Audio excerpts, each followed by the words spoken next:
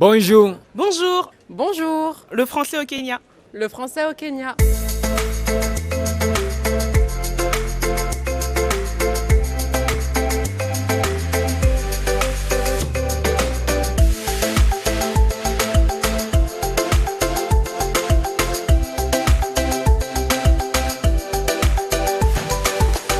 Bonjour à vous tous et bienvenue dans cette nouvelle vidéo. Bien sûr, bienvenue aussi dans cette chaîne YouTube Le Français au Kenya. C'est un grand plaisir, c'est un grand honneur de vous partager cette vidéo parce que dans cette vidéo, bien sûr, nous allons partager l'expérience d'une personne très exceptionnelle, notre invitée qui s'appelle Julie.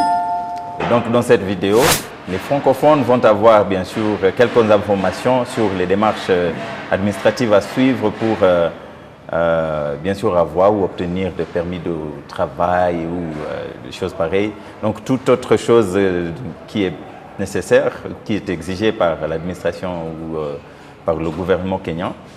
Donc je suis sûr que ça sera une vidéo très informative, non seulement pour les francophones, mais aussi pour les Kenyans qui habitent ici.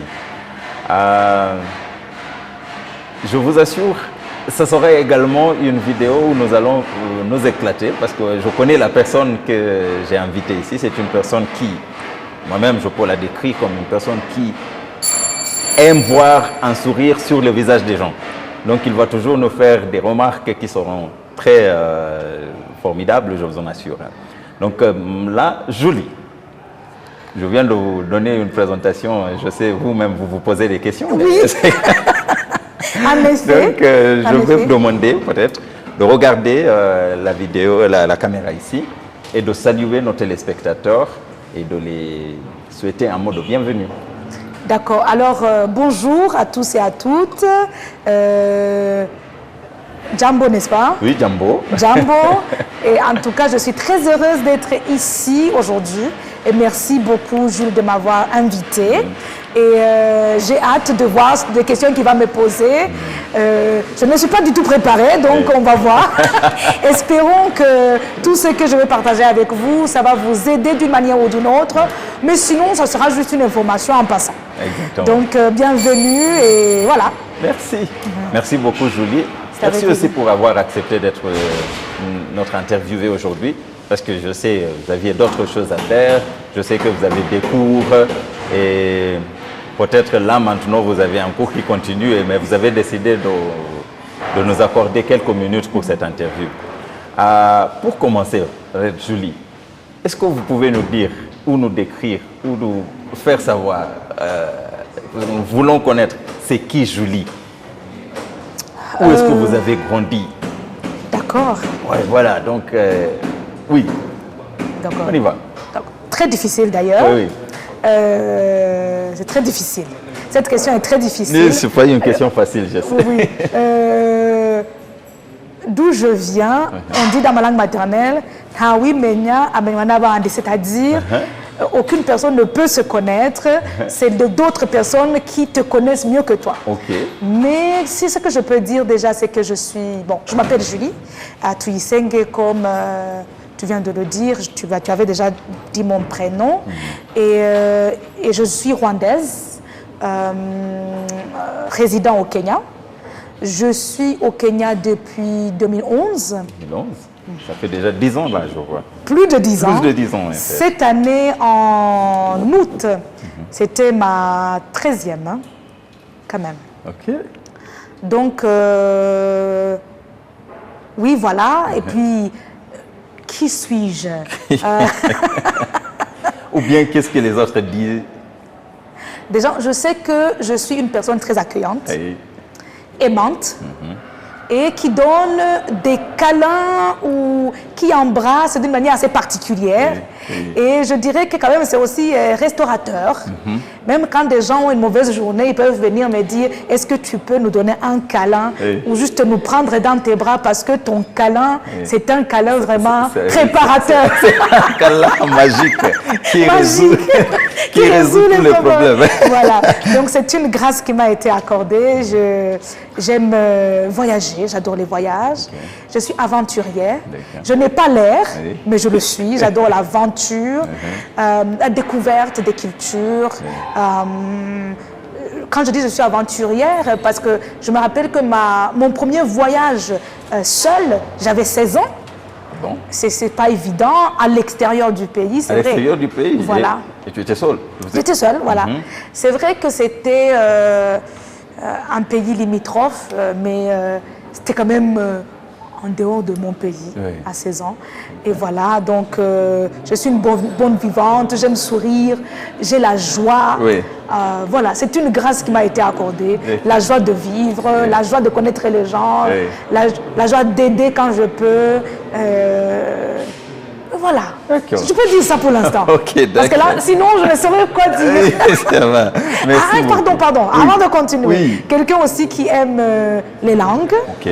Et en particulier toutes les langues, mais en particulier la langue française. Je trouve qu'il y a cette subtilité, cette beauté, cette complexité qui rend la langue française quand même une très belle langue. D'accord, super. Donc on a affaire à la personne correcte ici pour vraiment nous parler de la langue, pour parler des expériences que la personne a vécues avec la langue française. Mais la première question que je vais vous poser, c'est qu'est-ce qui vous a amené à quitter votre pays pour venir ici au Kenya? Bon, pour être honnête, c'était un hasard absolu. Parce que à l'époque, je suis venue pour rendre visite à ma marraine, parce que ma marraine et mon parrain venaient tout juste de s'installer au Kenya. Mais en même temps, je voulais faire une licence en anglais. Parce que le Rwanda venait de changer la langue d'enseignement. Et la langue officielle. Donc, grâce à l'intégration dans la communauté de l'Afrique de l'Est, on venait maintenant de vraiment changer tout. Et on était en train d'adopter l'anglais. Donc, je me suis dit, quel meilleur moyen de s'adapter que de le faire à travers un cursus d'université. Donc, voilà, j'étais à la recherche de quelque chose de tangible. Et puis, je suis venue rendre visite à ma marraine. En arrivant, je fais la recherche, je me suis rendue à pas mal d'universités pour voir quels sont les cursus qu'ils offrent, etc. À cette époque-là, j'étais passionnée par la science, parce que j'ai fait le baccalauréat scientifique, et je voulais être infirmière. Ah bah, Voilà. Voilà, ça explique les câlins magiques. Là. Voilà. Et puis, en arrivant ici, je me suis rendu compte quand même c'était compliqué. Et je me suis retrouvée maintenant en train de faire la psychologie. Voilà, donc c'est grâce au cursus en psychologie, au fait, que j'ai décidé de vivre au Kenya. À l'époque, c'était vraiment pour les études. Et après... ça a évolué à autre chose. Oui. Et vous-même, vous ne saviez pas que ça allait évoluer comme cela a évolué. Ça a pris une évolution aléatoire comme ça. Oui, vraiment. D'accord. Vraiment. Et d'ailleurs, quand je suis venue, moi, mon objectif, c'était, écoute, ce qui se passe, c'est que c'est pratiquer la langue anglaise et puis faire cette licence en psychologie. Et après, oust, tu rentres chez toi. Je me dis... N'était-il pas difficile alors de faire un cursus en anglais alors que vous aviez fait vos études de base, je vais dire ça comme ça, en français j'imagine? En effet, c'était très très difficile. Parce que pour moi, je me rappelle déjà les accents. Il y a des accents très forts au Kenya en fonction des régions. C'était très difficile pour moi de me dire, mais est-ce que vraiment je comprends l'anglais ou je ne comprends pas? Et puis, même en cours, c'était très difficile pour moi de prendre des notes en anglais. Toutes mes notes étaient en français. Et puisque je me suis fait des amis. Il faut faire attention, il faut se faire des amis intelligents. Je me suis fait des amis et on faisait des discussions. Et puis moi, mon objectif, c'était de les écouter et d'essayer d'identifier les mots qu'ils utilisent, les mots-clés, pour s'exprimer. Oui. Donc, chaque fois, mes notes étaient en français. Et puis, avant les examens, on avait des discussions de groupe pour la révision. Et c'est grâce à cette discussion-là que, justement, j'identifiais le vocabulaire que je devais utiliser pendant l'examen. Donc, mais pendant les examens, il fallait écrire l'examen en anglais. Je pouvais écrire l'anglais. Bah, mais c'était pas difficile? Non. L'écriture, c'était pas difficile. Pour moi, c'était m'exprimer et la compréhension, parce qu'il y avait des accents qui ne m'étaient pas du tout familiers. Oui, surtout parce que la langue anglaise était une langue étrangère pour vous à l'époque. Oui. Ce n'est plus une langue étrangère pour vous, j'imagine. Ça l'est toujours. Ça l'est toujours. Mais vous avez toujours. au moins, vous avez avancé, je vais dire, comme ça, vous avez avancé. C'est là où, c'est pas là où vous étiez quand vous veniez au Kenya. Non. Avec la langue française. Non. Mais alors, je sais qu'il y a des exigences pour être permis d'étudier dans une école, dans une université ici au Kenya. Il y a des exigences d'avoir au moins un très bon niveau de langue anglaise. D'où est-ce que vous avez eu cette bonne fondation de la langue anglaise pour être permis de suivre vos cours à l'université? Je dirais c'est grâce à mon père. Mon père, c'était un francophone, bien sûr, bien évidemment, mais il avait une ferme conviction que les choses allaient changer à un moment donné, que les choses allaient évoluer et que c'était une bonne chose de connaître l'anglais. Donc déjà, nous, on a été instruits en français, mais en même temps, ils nous payaient dans le français belge, on appelle ça des cours du soir, c'est-à-dire des soutiens scolaires. C'est comme ça, le français de France. Et pour pouvoir améliorer l'anglais.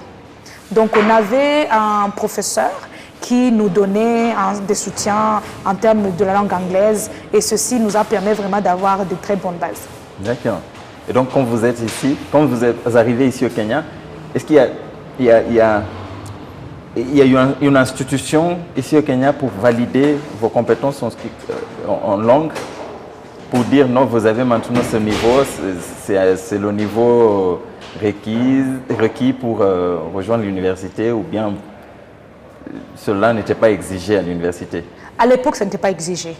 La seule université qui l'exigeait, c'était l'USIU, l'Université des Américains, où il fallait faire l'examen de TOEFL. Et donc, mais ce n'était pas l'université que j'ai fréquentée. Mais les autres universités, ça n'était pas exigé.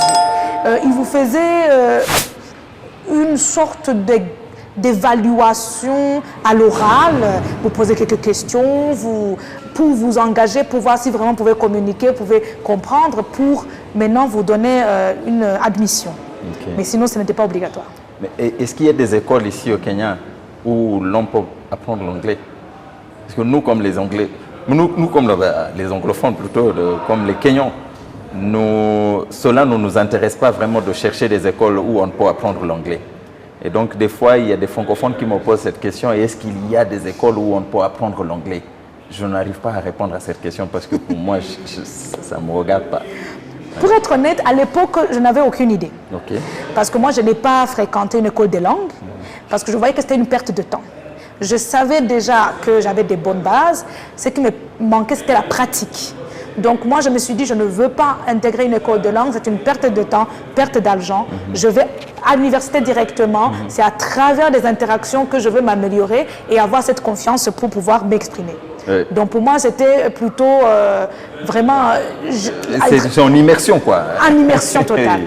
Mais au fil des années, grâce à mes filleuls, j'ai appris qu'il y a des langues, des centres de langue, des écoles de langue qui offrent justement la langue. Les cours de langue.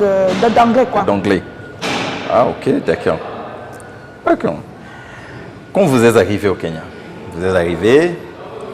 est-ce que vous avez eu des difficultés d'installation? Vous avez eu des difficultés peut-être à l'université? Vous ne nous avez pas bien sûr parlé des accents. Je suis sûr que c'est peut-être même vos professeurs à l'université qui C'est ça. dérangeaient avec les C'est ça, accents. en fait.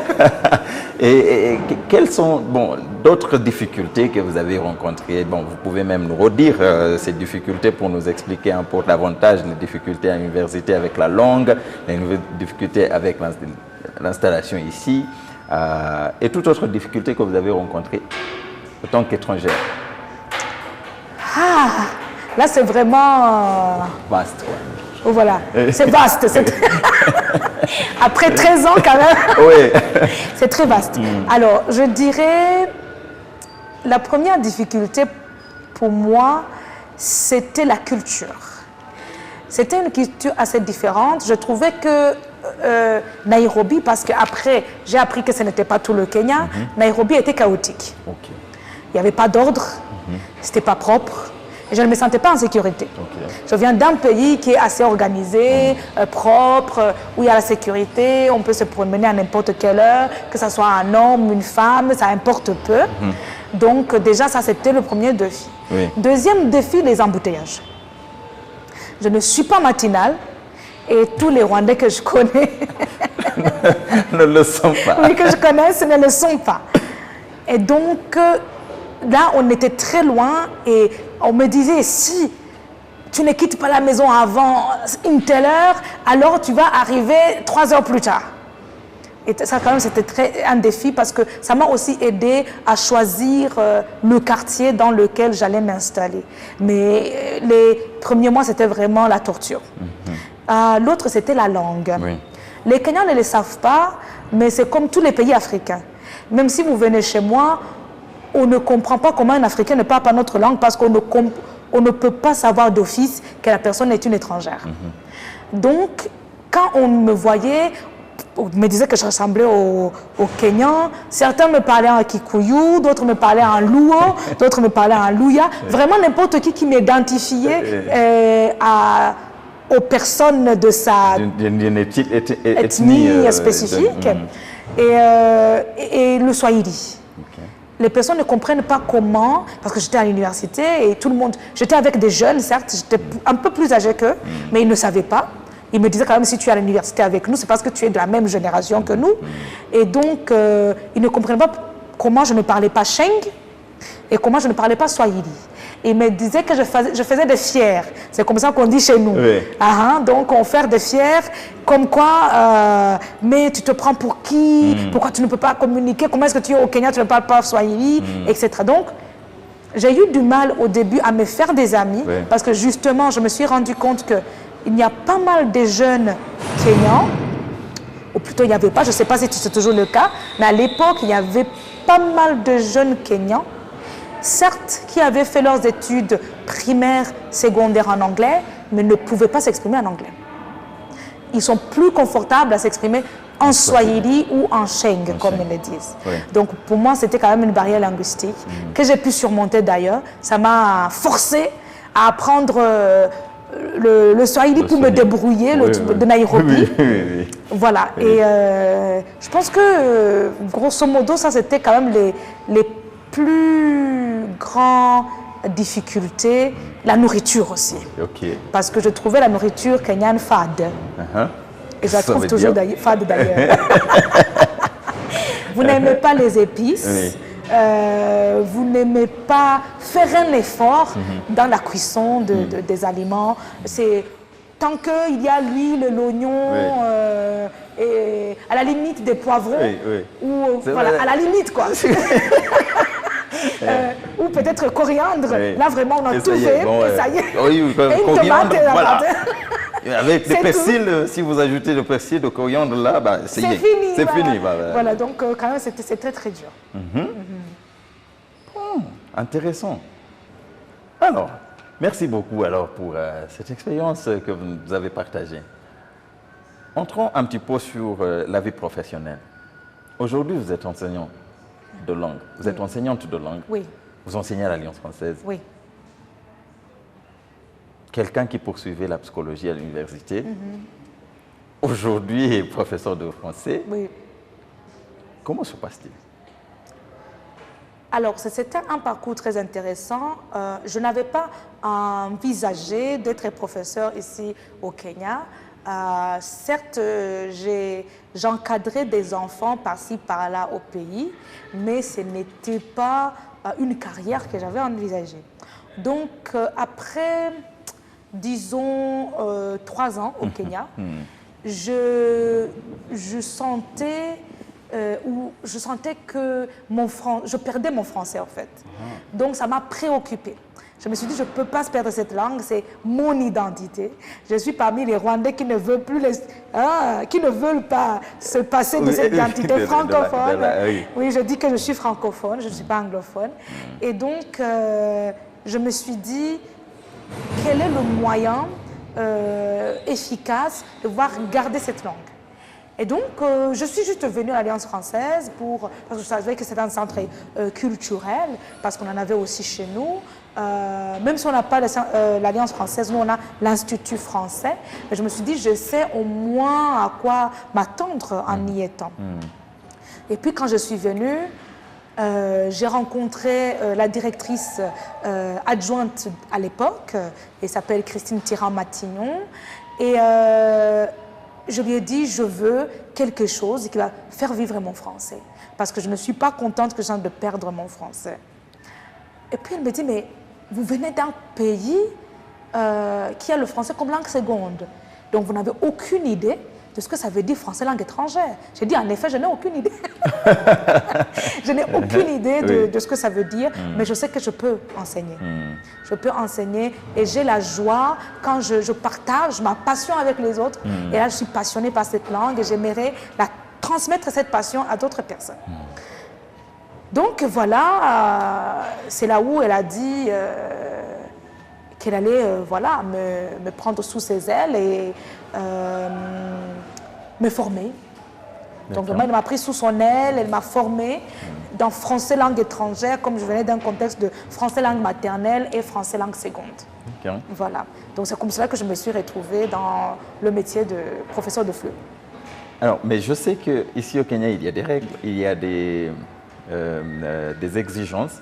Pour pouvoir travailler ici au Kenya, il faut avoir bien sûr certains documents, par exemple le permis de travail, et il faut au moins disposer, je ne sais pas, d'autres documents. Bon, comment est-ce que vous avez pu contourner tout ça, ou bien comment est-ce que vous avez pu en obtenir?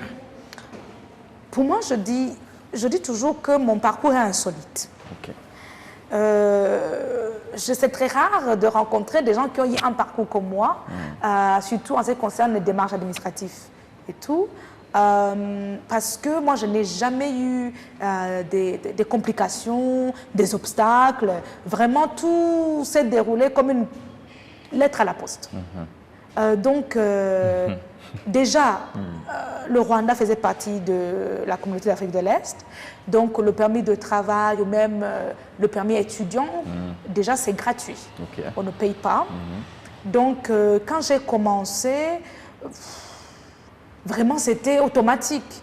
Parce que pour obtenir le permis de travail, il te faut des documents venant de ton institution.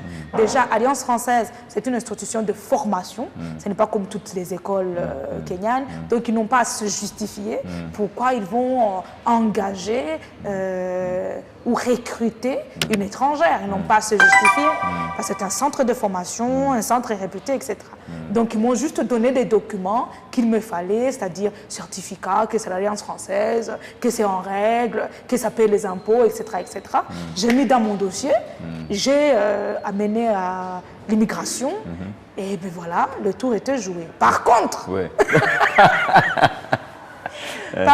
l'immigration kenyane, je m'excuse auprès de tous les téléspectateurs kenyans. On va le dire comme elle est. Hein? Mais c'est la réalité. L'immigration kenyane adore les pots de vin.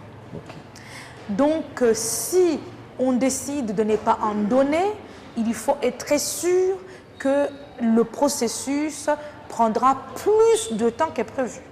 Par exemple, moi, depuis toutes ces années que je suis ici, le renouvellement ou l'obtention de mon permis n'a jamais pris moins de 6 mois. Et pourtant, ça devrait prendre maximum 2 mois.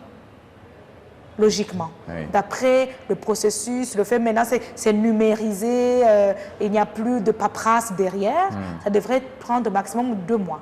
Mais comme je ne donne jamais de pot de vin, ça prend au moins 6 mois. Ça vous a pris 6 mois?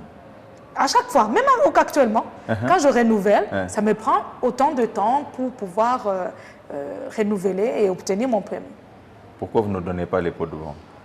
Parce que j'ai été élevée comme ça. Je viens d'un pays où si on mérite le service, il ne faut pas donner de pot de vin. Le pot de vin, c'est-à-dire quoi? C'est-à-dire, je sais que je ne mérite pas, et comme je ne mérite pas, alors aidez-moi d'une manière ou d'une autre. Oui, à contourner ça. Voilà, à contourner. Mais je le mérite, je suis dans les règles, et pourquoi alors les donner? Strict, hein? Ah ben c'est ça. C'est très rwandais. Regarde un Kenyan qui Ça, qui se demande mais comment vous arrivez à ne pas donner des pots de vin? Oui. Vous donnez, et puis comme ça, le processus est un petit peu raccourci. Mais non, parce que de toutes les façons, que ça traîne ou pas, que ça prenne plus de temps ou pas, ça ne va pas m'empêcher de travailler. Ça ne vous empêche de rien en fait. Voilà, et en plus, ça ne veut pas dire que j'ai un statut illégal. Je n'ai pas un statut illégal parce que au moment où ils sont en train de travailler sur ton permis, il y a un papier qu'on te donne qui montre que le dossier est en train d'être traité, voilà, en cours de traitement. Donc, d'une manière ou d'une autre, je ne suis pas clandestine. Okay. Donc, c'est pour cela que je ne vois pas l'urgence derrière ça. D'accord. Bah, c'est bien. Hein? Mais nous devrons changer, nous, les Kenyans, alors. En parce effet. qu'avec les pots de vin de la gauche à droite, on donne même quand c'est même pas sollicité. Exactement. Alors, donc, avec votre parcours ici, le parcours professionnel, quand vous avez commencé à enseigner, en fait, c'est le seul travail que vous avez fait avant. Avant, il n'y avait pas d'autre chose que vous faisiez? Si. Bon, avant d'être professeur de français à Alliance française, j'ai travaillé dans des hôpitaux kenyans en tant que psychologue. Et je travaille dans 2 hôpitaux. J'ai travaillé à l'hôpital psychiatrique du Kenya, Mathare, et j'ai travaillé à Nairobi Women's Hospital, dans le centre VBG. VBG, pour nos téléspectateurs qui ne savent pas ce que ça veut dire, c'est les centres... Aussi, hein. Moi non plus. Donc, ce sont des centres qui se focalisent sur des cas de violences basées sur le genre. Ah, ok. Voilà. Ah, les VBG. VBG. Violences basées sur les genre. Voilà. Moi, je ne sais pas ça. Voilà, donc j'ai travaillé dans ces 2 hôpitaux en tant que psychologue avant d'avoir une reconversion professionnelle et de devenir professeur de français. Très bientôt, on va encore vous accueillir ici pour donner des conseils à nos téléspectateurs qui vont poser des questions, j'en suis sûr, sur leur état mental, Santé mentale. Santé mentale et tout ça, donc pour les aider, les questions qu'ils vont poser. On va vous inviter ici pour répondre à certaines questions, je suis sûr qu'ils vont poser des questions. Ça sera vraiment avec plaisir. Et pour cela, vous allez également exercer votre métier aussi. C'est vrai. Mais ce qui est très intéressant avec l'enseignement, c'est qu'on n'écarte pas vraiment cet aspect-là. Même ici à l'Alliance française, je me retrouve en train d'aider certains étudiants, les étudiants qui viennent vers moi. Au début, ils ne savent pas, mais après, ils se rendent compte que, au fait, c'est ma formation, je sais comment les aider, donc ils se confient à moi et je les aide, je chemine avec eux. Donc, d'une manière ou d'une autre, je le fais, même si ce n'est plus mon travail à temps plein. Quel conseil pour les francophones qui sont au pays, mais qui restent en clandestin? Je dirais c'est la plus grosse erreur qu'ils peuvent faire. Parce que déjà pour leur propre bien, pour leur sécurité, parce que si quelque chose leur arrive, les ambassades ne peuvent pas intervenir. Parce que si quelqu'un n'a pas un statut légal, l'ambassade ne peut pas l'aider. Et quand on est dans un pays étranger, quand même, on a besoin de soutien de sa communauté et de son ambassade, parce que n'importe quoi peut arriver, et c'est très important d'avoir ce soutien-là. Et aussi de ne pas avoir peur de régulariser Parce que je pense des fois c'est la peur qui bloque. Oui, parce que ce n'est pas compliqué en tant que quelqu'un de l'Afrique de l'Est, même francophone en général, ce n'est pas compliqué. Il faut juste avoir tous les documents nécessaires, exigés, et puis ils vont obtenir leur permis. D'accord. Bien sûr, je ne vous ai pas connu aujourd'hui. Vous m'aviez parlé d'une église ici au Kenya. Oui. Et c'est une église qui fait la messe, qui donne la messe en français. Oui. C'est intéressant ça. Je Est-ce sais. que vous pouvez nous en parler? Oui, volontiers. Ok. Donc quand je suis venue au Kenya, j'avais du mal à participer dans les messes en anglais. N'en parlons même pas quand c'était en Swahili, parce que quand je suis venue au Kenya, je ne connaissais aucun mot de Swahili, sauf Hakuna Matata de Le Roi Lion. Et Djambo. Voilà, Djambo je ne connaissais même pas. Ah bah ok. Hakuna Matata parce que c'était dans le dessin animé exactement. Donc voilà. Donc j'avais vraiment du mal à participer, j'adore participer dans le monde. Donc j'ai fait des recherches, j'ai posé des questions aux gens, mais où est-ce que je peux participer à une messe en français, etc.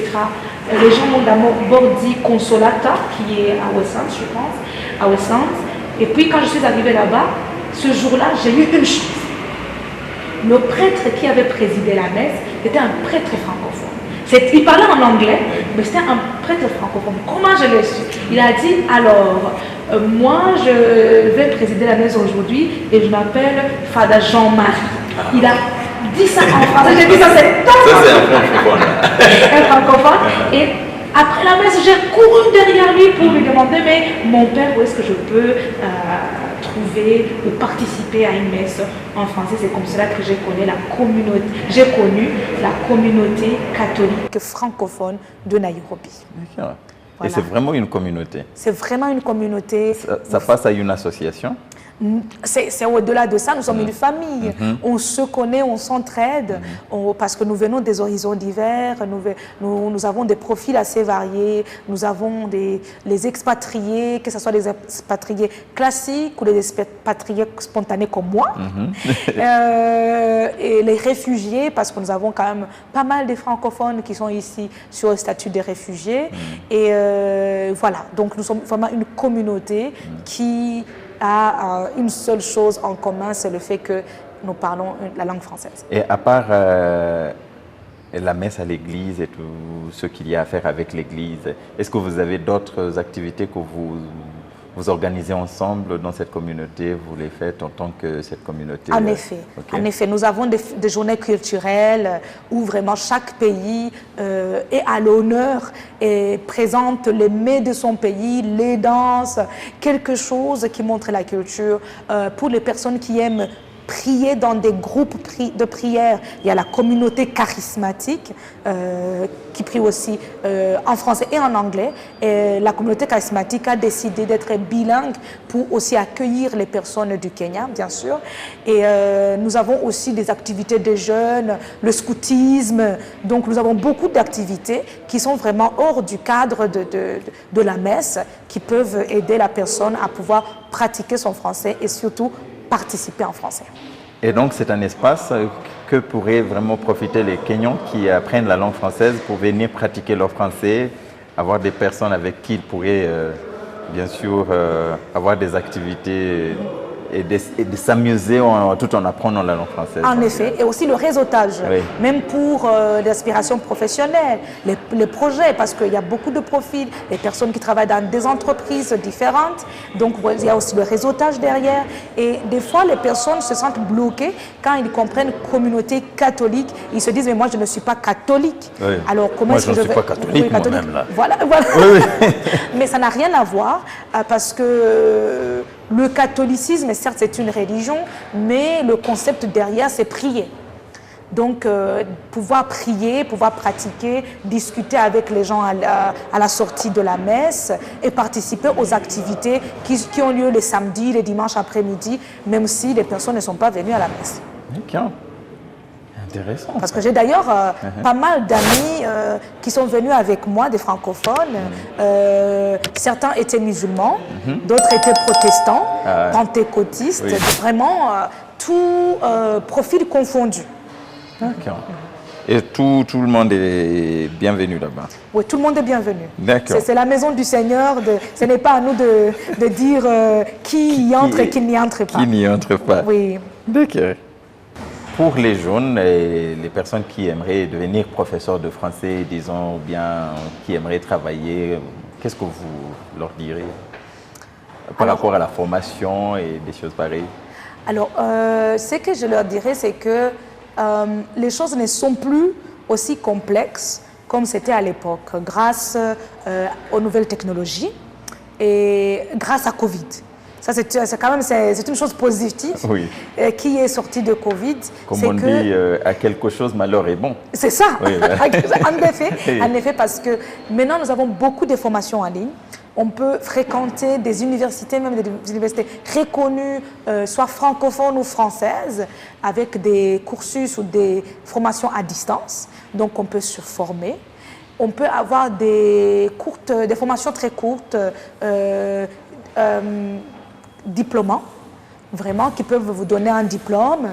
Et à la fin, vous pouvez, au fur et à mesure, vous améliorer et devenir prof de français. D'accord. Merci beaucoup. Donc là, je vais vous demander de regarder cette caméra et d'encourager les personnes qui sont là, les étudiants qui apprennent la langue française, parce que nous en avons pas mal d'étudiants dans des écoles secondaires et au sein aussi des écoles primaires qui apprennent la langue française. Mais moi-même, j'ai été témoin parce que j'étais professeur dans des écoles là. Et je vous rappelle un jour, on a eu les journées portes ouvertes et les professeurs venaient, non, les parents venaient voir et avoir des conversations ou des discussions avec les professeurs. Et il y a ces parents qui est venu, parce que j'étais maître de la classe où son fils était, et il est venu me parler d'une expérience qu'il n'a pas trouvé très bonne, parce que son fils avait décidé d'apprendre la langue française. Et il me disait, moi je ne comprends pas pourquoi il a décidé d'apprendre la langue française. Donc il y a beaucoup de découragement, je veux tout simplement dire ça. Donc il y a d'autres personnes qui sont découragées, il y a d'autres qui se découragent eux-mêmes parce qu'ils se disent, mais après personne ne parle français.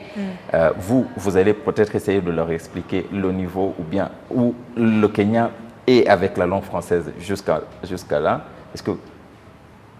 Parce qu'il y a pas mal de personnes kenyanes, je dirais, des personnes kenyanes qui parlent français et également les autres. La communauté des francophones et des francophiles au Kenya, c'est aujourd'hui une très grande communauté. Une très grande communauté. Donc, essayez vraiment d'encourager les personnes. Il faut aussi leur parler. À part l'enseignement, je sais que vous avez d'autres choses que vous faites. Oui, en effet. Vous pouvez aussi leur parler pour les encourager et leur faire savoir que ce n'est pas seulement l'enseignement qu'on peut faire avec la langue française. Oui. Donc il y a d'autres choses, il y a d'autres parcours. Est-ce que vous pouvez bien sûr élaborer cette partie un petit peu? D'accord. J'ai trop parlé, c'est une question longue.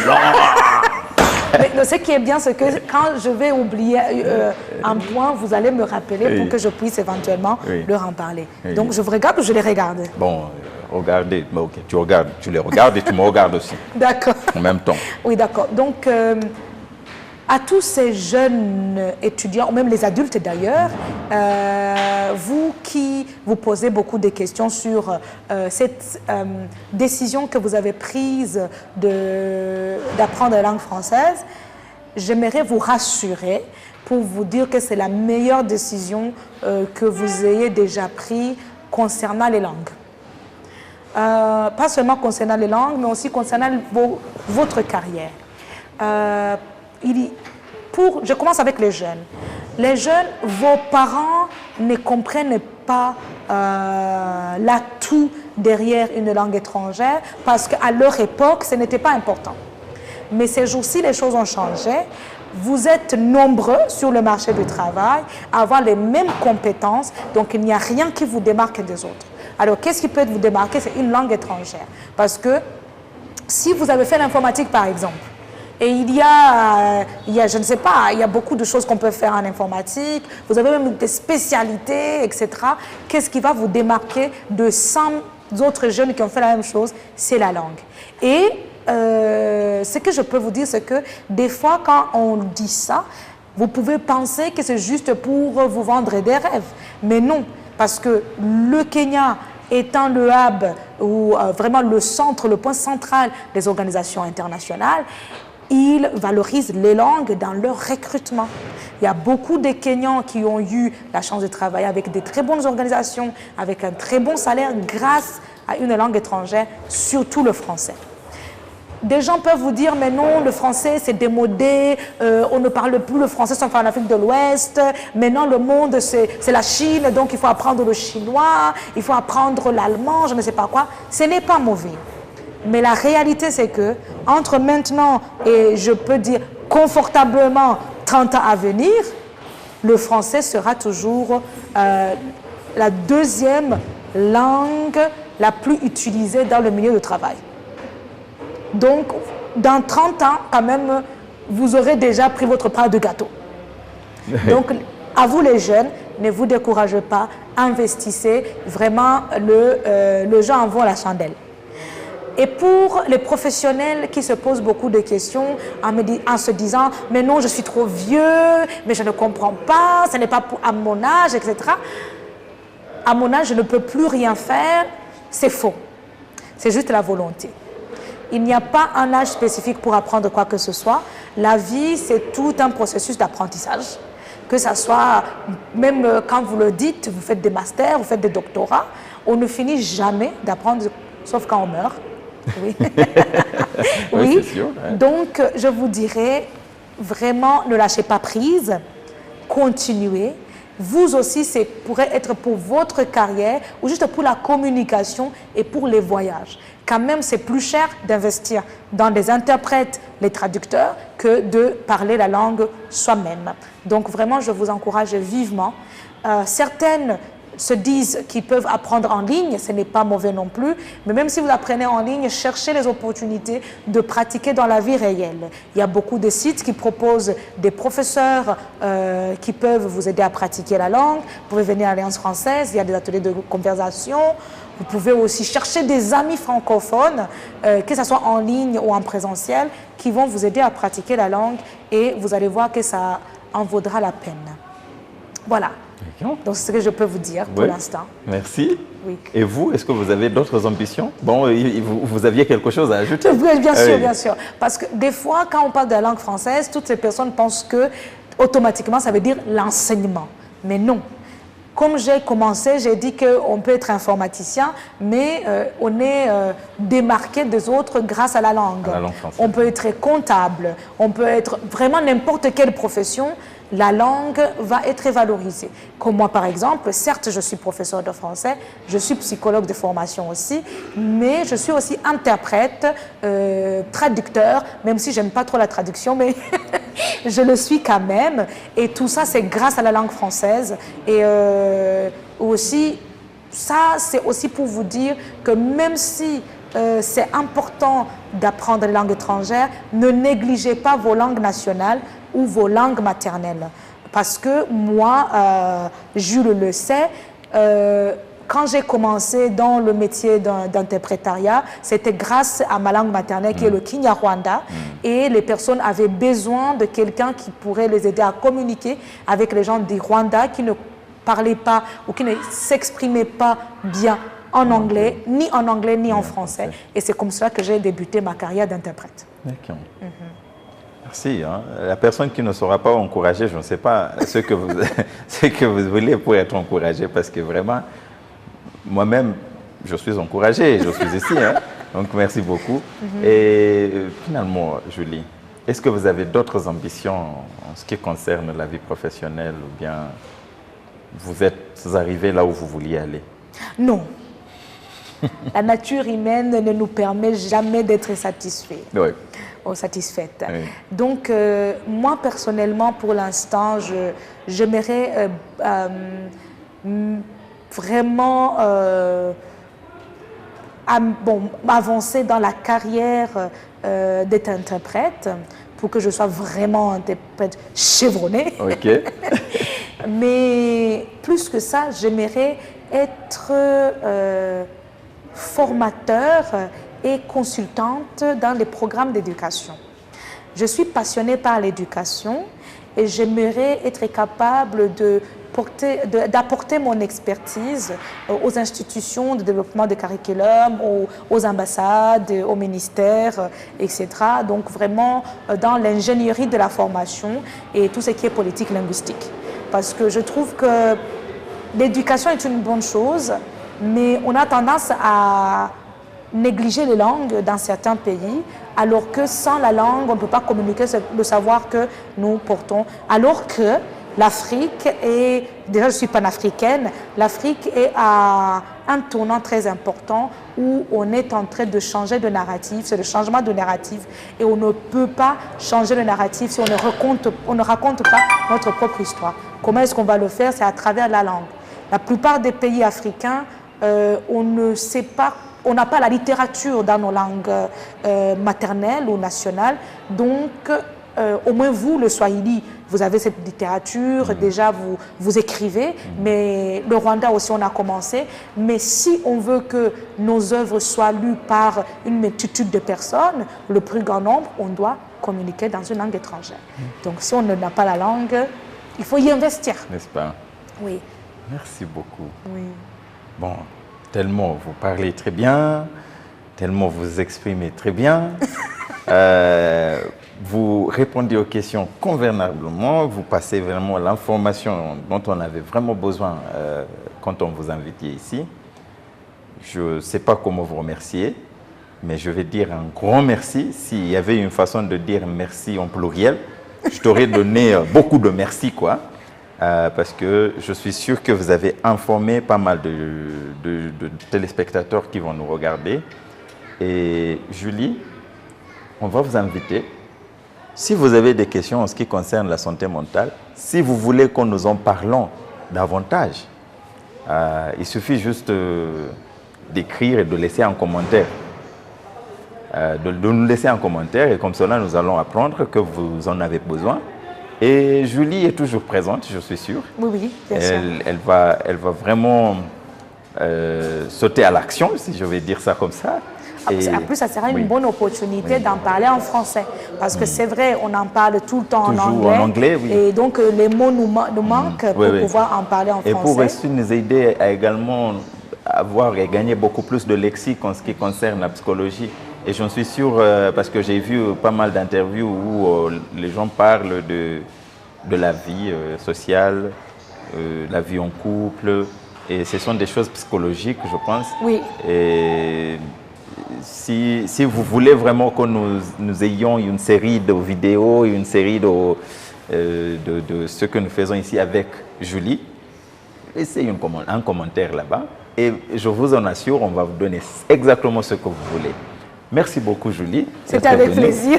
C'est un grand plaisir de vous avoir ici. Merci à vous. Alors, c'est fini et au revoir. Au revoir tout le monde et merci. Au revoir. Oui. Ok, merci.